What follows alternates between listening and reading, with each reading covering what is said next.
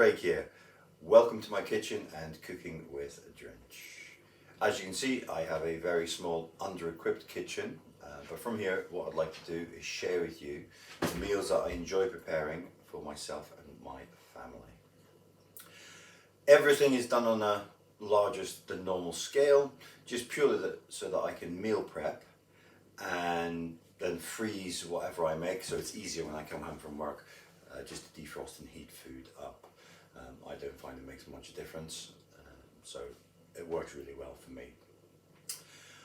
All the recipes I use are very easily scaled up or scaled down, as you like, and what I will also do is I will put the recipes into the description so they're quite easy to find for you.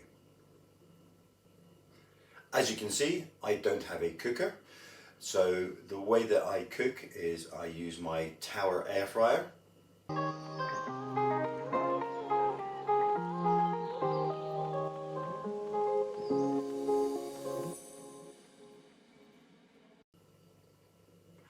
I've also got a Tower Plugin Hob.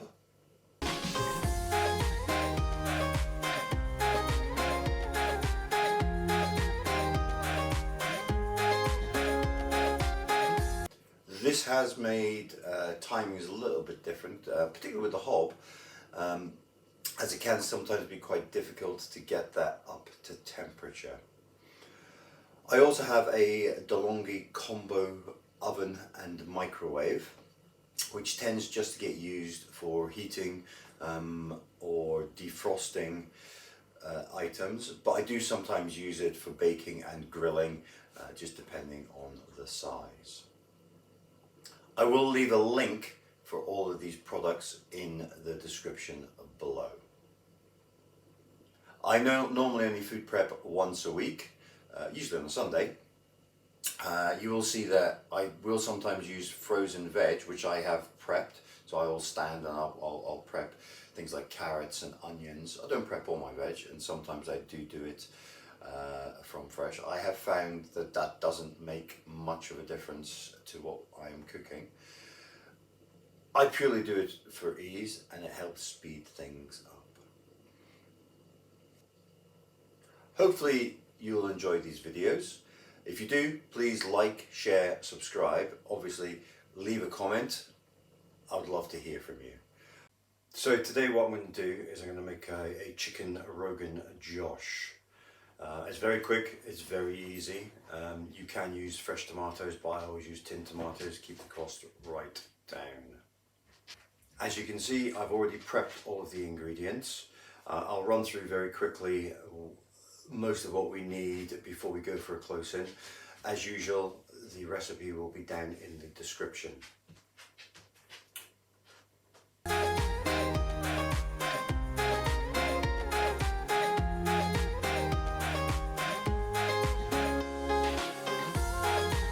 Okay, so I'm using a kilogram of chicken breast. You can use any other bit of the chicken as well. I just used frozen chicken breast. They've been out and they've been defrosted. Also got 3 tins of tomatoes, 1 finely chopped onions, about 150 grams. I do have some frozen garlic and ginger paste.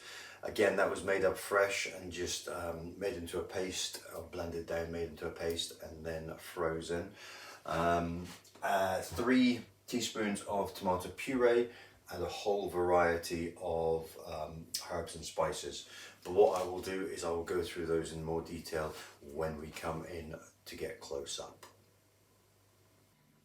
There are always bits I forget to mention in that first bit.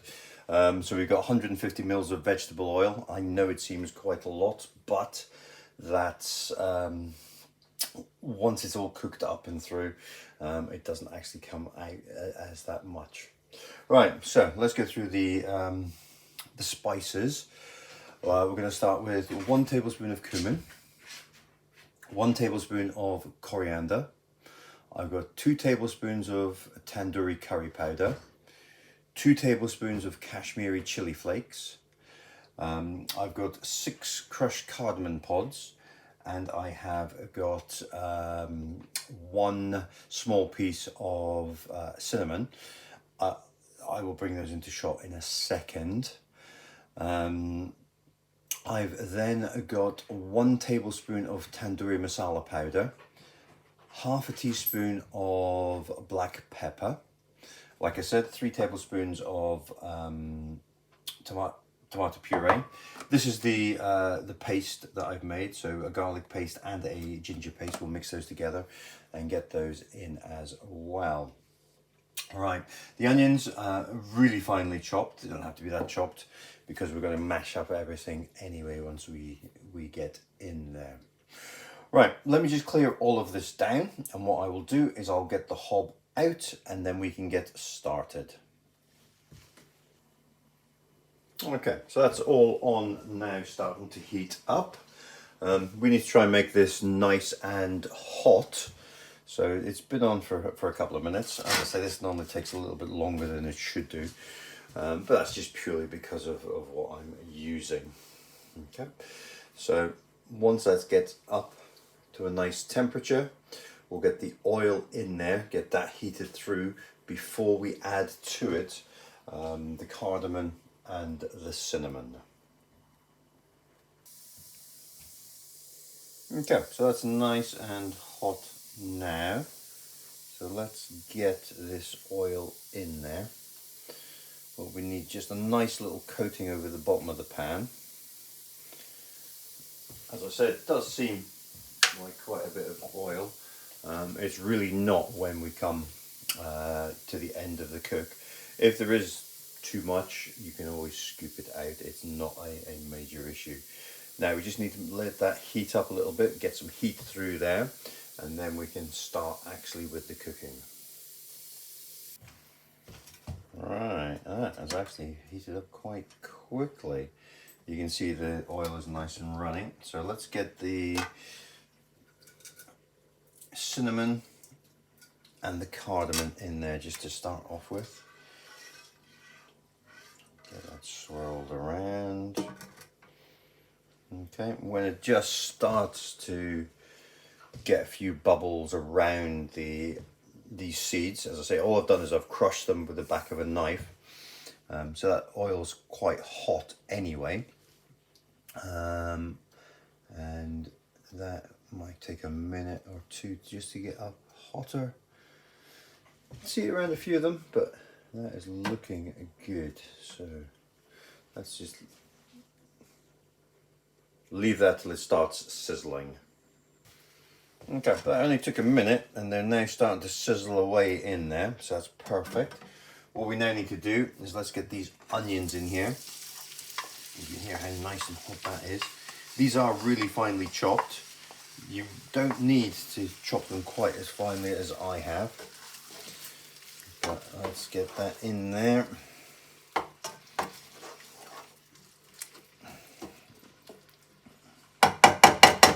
Stir it around. And once that's up and sizzling, it might be a little bit cold because these are some of my frozen onions that I prepared before. They have been out for a while, they have defrosted, probably not quite back up to room temperature.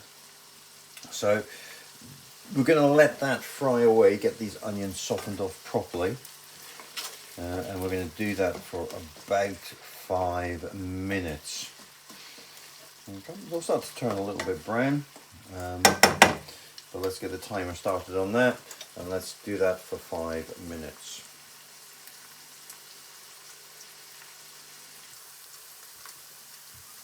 Okay, so that's been going for about 5 minutes. As you can see, they're starting to brown off nicely.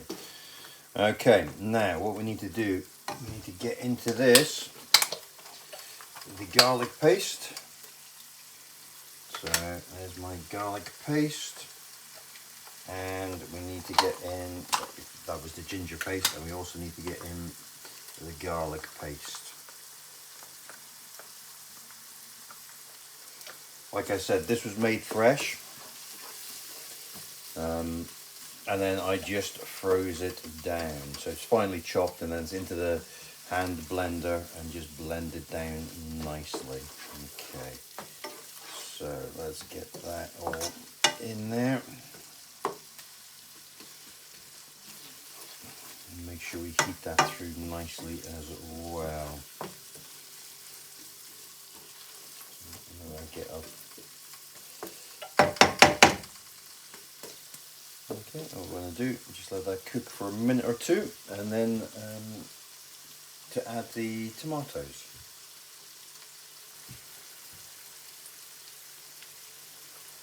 Okay, so that's sizzling away nicely. As you can see, it is starting to brown off, and it is lovely and tender.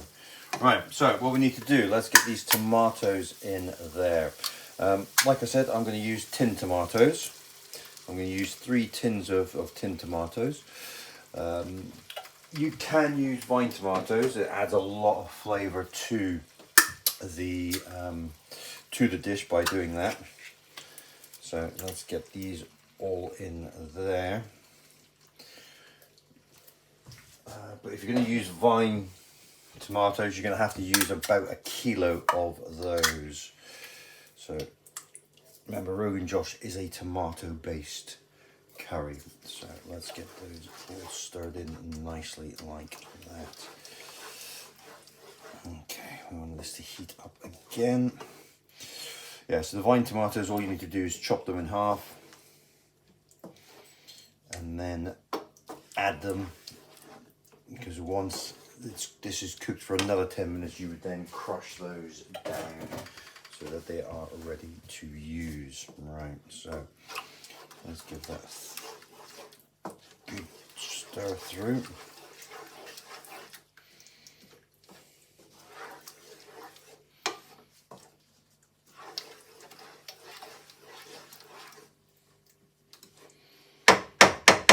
Okay, what we're going to do now, let's get this lid on, and then we're going to cook that for another 10 minutes. Okay, this has been going for 10 minutes, so you can see that's boiling away nicely. Right, okay, like I said, this is all crushed up now anyway, so it's making a nice thick gravy. If we were doing it with the vine tomatoes, what you need to do is then get those mashed up with a masher or something like that. Right, now all we need to do, all the herbs and spices are just going straight in there.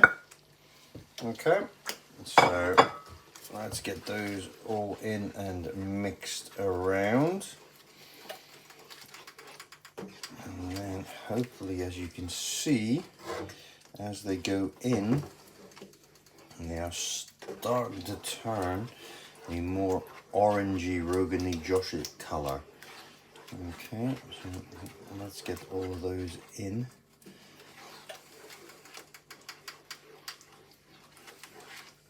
So what I haven't added the sugar, I haven't added the salt at this stage. When we come to do the tasting towards the end, that's when we'll see if we need those. Right, the tomato puree goes in as well at this stage. So let's get that in and get that all mixed in. Now you can start to smell it as well, which is really going to fill up this tiny kitchen with this lovely smell of a curry. Okay. Right. Last bit to add at this stage is all of the chicken needs to go in. So let's get that all in as well. So we want this to be all coated.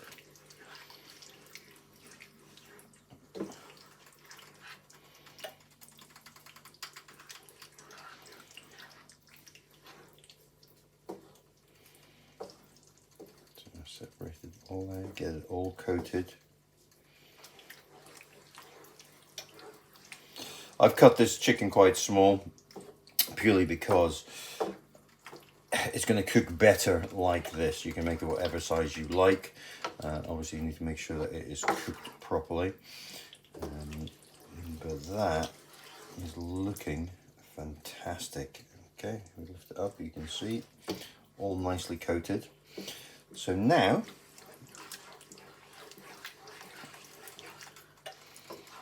what we're going to do is we're going to leave that to cook away for 20 minutes, get this lid back on. So that's going to cook away for about 20 minutes. And then we're going to start refining it, getting any, if it needs a bit of salt, we can add the salt at that stage, just to make sure everything is perfect. And then we can obviously thicken it up to whatever consistency we want. So let's let that cook for about 20 minutes and then I will be back to see how it's getting on. Alright, that's been going for about 20 minutes. Smelling so good, but it's still a little bit on the runny side. So let's just get the lid off. What we'll do here now is we just want to take off the edge of the acidity from the tomatoes. So what we're going to use is we're going to use 2 teaspoons of sugar. So let's get those in just now.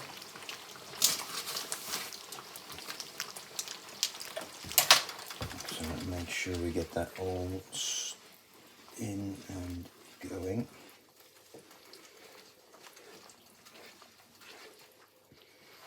But now it is just a case of getting that thickened up to the consistency that you want.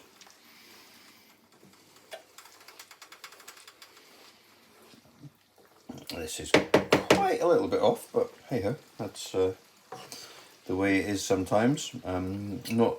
Isn't normally this runny when you're using the vine tomatoes, but we haven't used vine tomatoes this time, so that is going to be like that. So what we just need to do at this stage, let's see what that tastes like.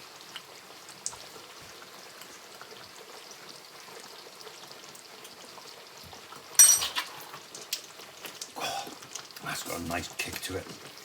Right, what I'm going to do, I'm going to add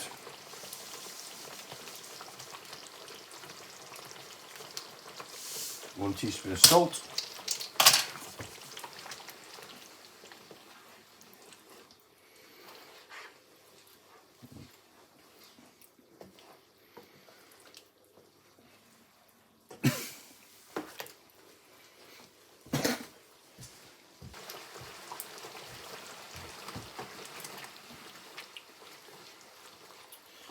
Get that salt all stirred in.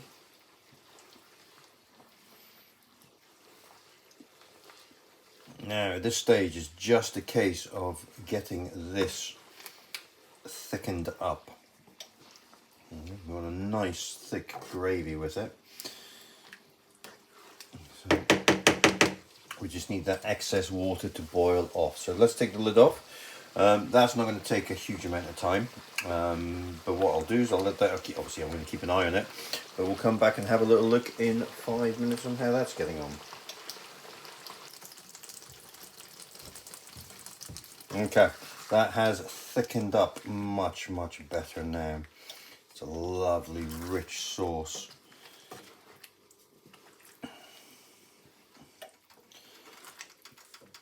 Let's just double check.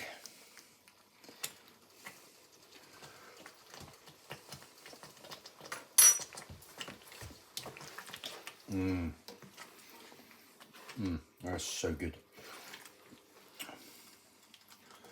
Right, so so that is now ready. So let's get that switched off. I'm going to let that cool down before I put it into little tubs to put into the freezer. I normally serve this with the pearl barley risotto, the chili pearl barley, but obviously you can do it with rice, naan bread, etc. Hopefully you've enjoyed that. So please like, share, obviously comment and subscribe, and I will see you in the next video.